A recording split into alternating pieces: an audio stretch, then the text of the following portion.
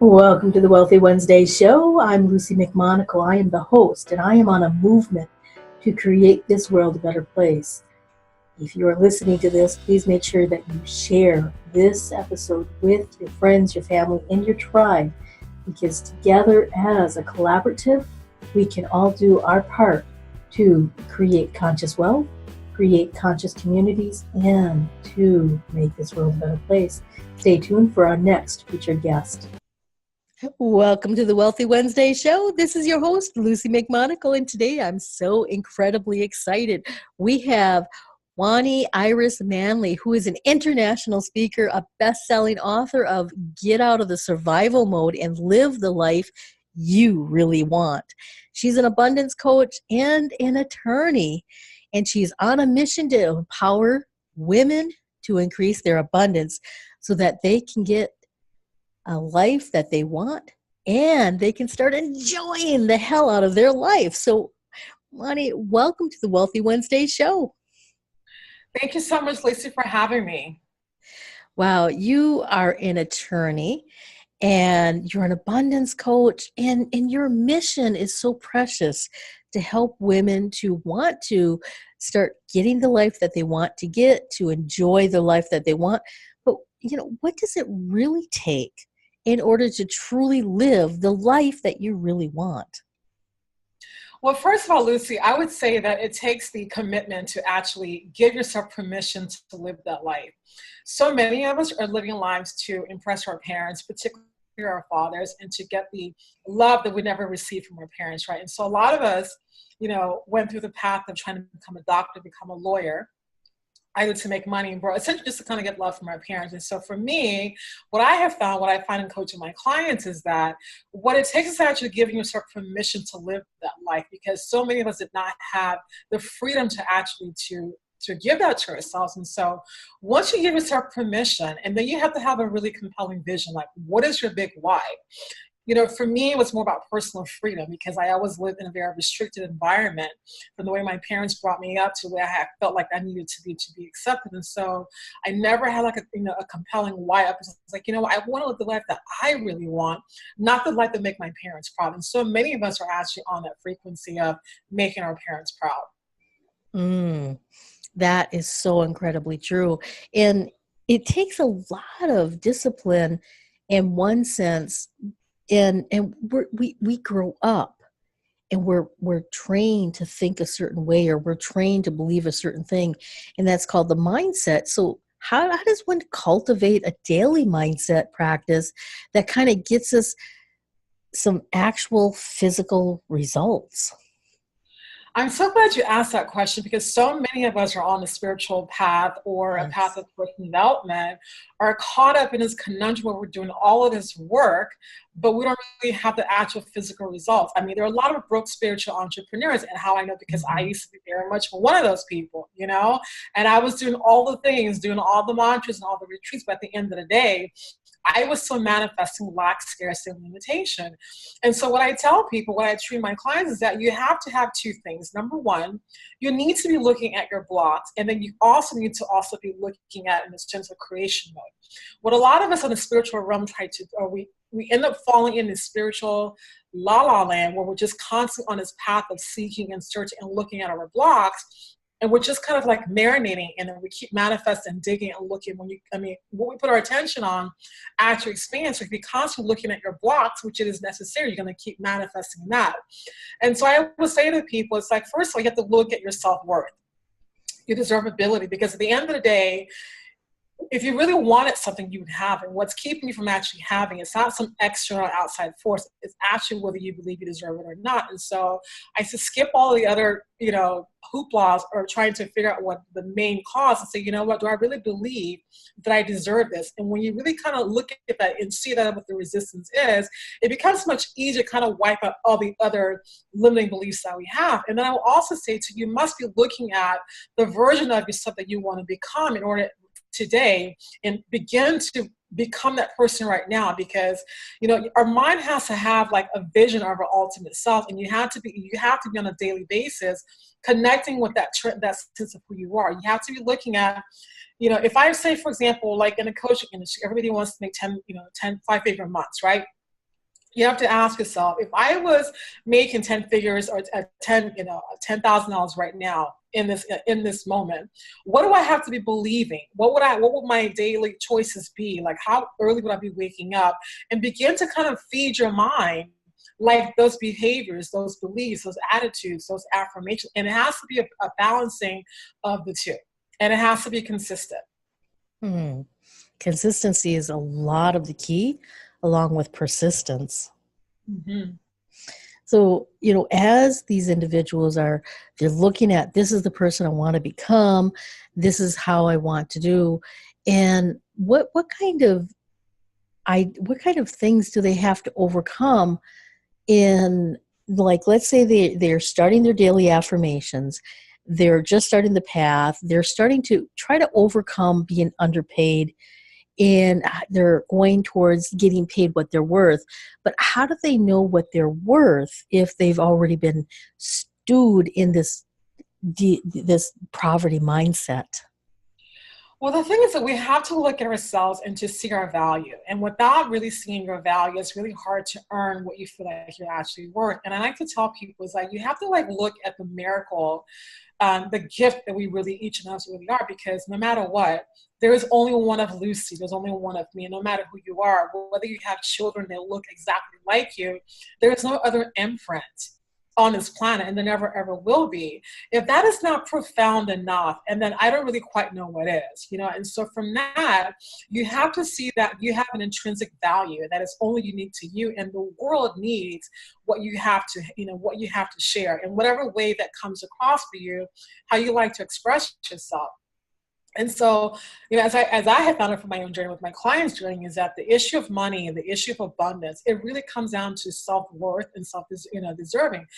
What do you believe about yourself? What do you believe you deserve to actually have? And it's just like, you have to start looking at yourself and say, you know what? This is the one life that I actually have right now. Am I going to waste it?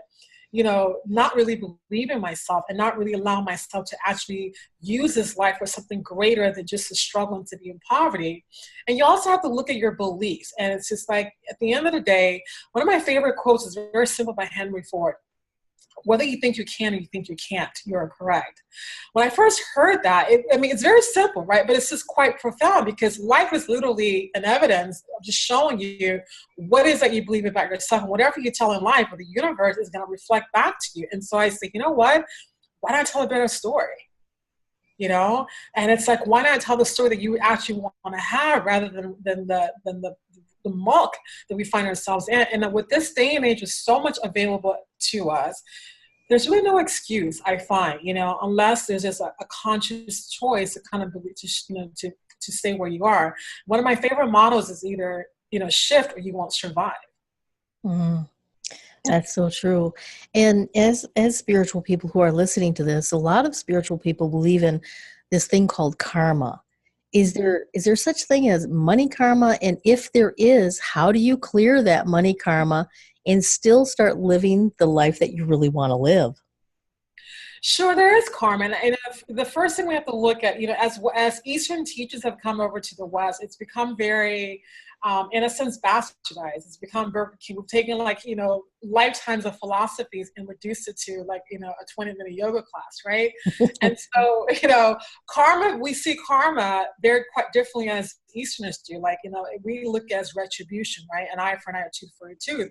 But what karma really is your beliefs.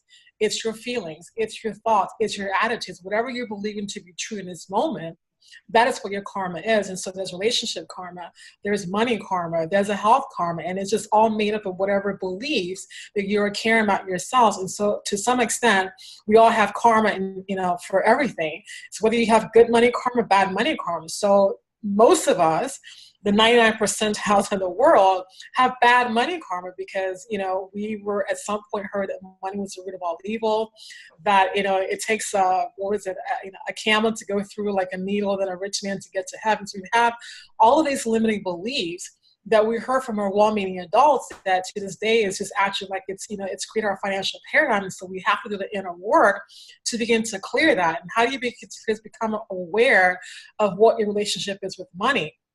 we were all taught that money was just paper, and that the way to actually attain it is by working really hard. But how is that working out for the average person? I mean, if you look at Miami, I'm in Miami right now, it's full of construction. I mean, I don't know anybody who works harder than a construction worker, and they're working for 10, 12, 15 bucks an hour. So clearly the answer isn't working hard. And so we have to do the inner work to see, first of all, one way that actually, the quickest way I teach is that, number one, you have to challenge it. These beliefs that we have, our karma is just running on autopilot because we haven't sat down to look and challenge, say, like, really, is it really true that I have to work hard to receive money? Because, there's tons of examples of, of people that are working super hard, but are poor.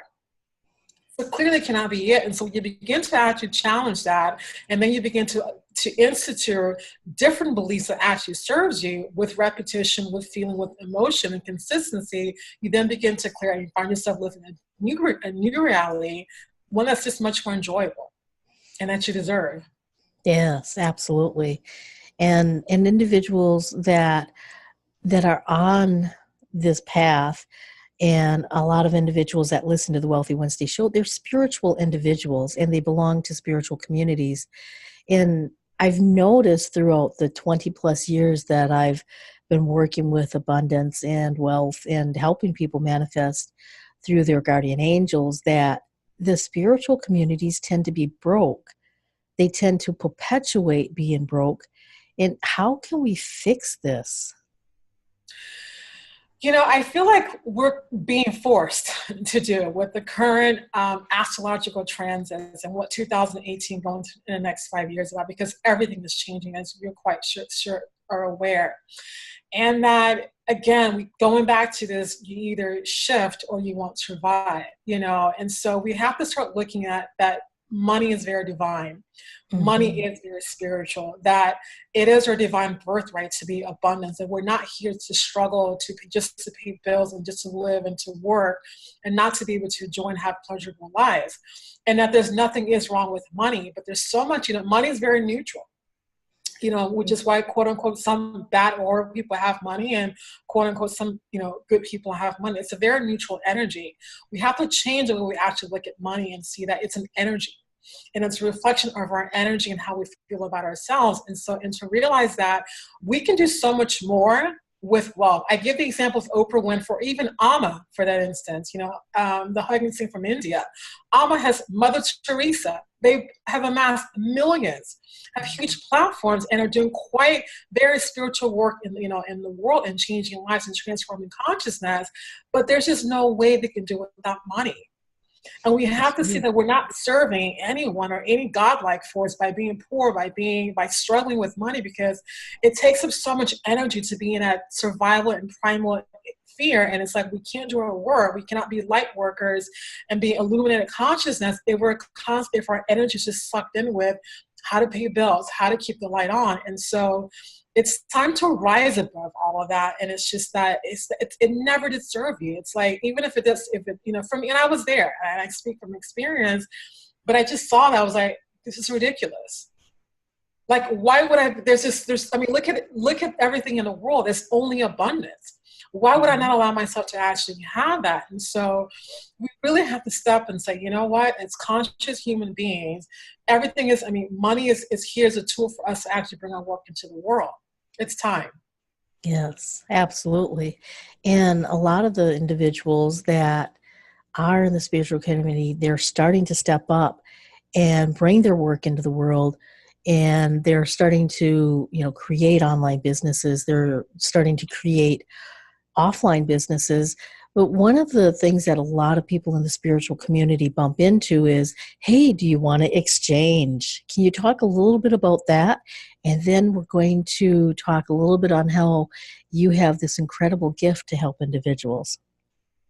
Sure. The whole concept of bartering and exchange, which I have never been a part of, and I don't do that, and again, it just comes to valuing who you are, because I keep, maybe that's like a broken record, but I just want to harp on with your audience, is that everything comes down to your self-worth. And it's that money is currency. It's something that's a necessity. And that when you know who you really are, you will not discount your work. You will not be bargaining and exchanging, I don't know what's the word, but services for that. It's like, there's give yourself value, and yes, you can do pro bono work. Yes, you can do volunteer work, but you know what? It's okay to charge for spiritual work. There's this stigma that you're supposed in the act of service and sadhana and giving and seva that you're not supposed to be charging for it. But it's okay for, say, Nike to make $1 gazillion. And it's like, what's the difference, And so it's just all this archaic thinking of generational, limited thinking. We just have to get rid of that and start to place value on our work. It's like, again, it starts within here. When you begin to look at yourself and say, you know what, I am worthy. I am a child of God, of the universe. Of course, I always say, get into the of course energy. Of course I'm worth this. Of course I'm going to charge that. And you know what? This is my price. For me, it's a little bit easy. I think because as an attorney, I'm a corporate business lawyer. I'm just used to working with people who are used to paying lawyers. There's not this haggling of back and forth. And so for me, it's just an energy. It's a very low vibrational energy of this exchange. It's like, I'm not saying do not give out a helping hand, but don't let your business structure be exchange and bartering. Yes, that's true. And then you have the Abundance Manifesto, 111 ways to increase your abundance. Can you tell us a little bit more about this? And how can individuals get this? Sure, this is my baby. It's 20. I think it's a 21 or 24 PDF guide of 111 ways in which you can start doing right now to increase your abundance, because abundance is all around us. They're all there is. If you're not really experiencing it, there's something that's within you that's actually resisting it. So I give 111 ways you can actually do that. For example, by standing up, and doing a power pose and just saying, I am abundant, by, looking and just kind of sending blessings to people, and these are different exercises that one can do that will put you in the flow of receiving abundance. And you can actually find that at freeabundancemanifesto.com. All right, so individuals can get the Abundance Manifesto at free, FREE, abundance, ABUNDANCE, manifesto, which is MANIFESTO.com. Yes. Absolutely. So if you're listening to this, please make sure you go to freeabundancemanifesto.com and get your free guide so that you can start living the life that you want to start living. And it'll give you some tips and strategies on ways that you can truly start increasing your abundance and enjoy what you want to get out of life. So can you tell us if there's any last tips that you would like to give our audience before we say our farewells? The one thing I want to leave your audience with is that I just want you to treasure yourself. I want you to see yourself right now as a beautiful, talented, gorgeous person that you are, that's worthy of having what it is that you want. And when you begin to be in an energy of, yes, of course, I deserve everything that you want, you will be able to command it into your life. You don't have to work hard for anything. You don't have to do any kind of penance or anything like that, but just to see yourself for the intrinsic value that you are, and things begin to fall into your life. Because without that, life will continue to be a struggle, unfortunately.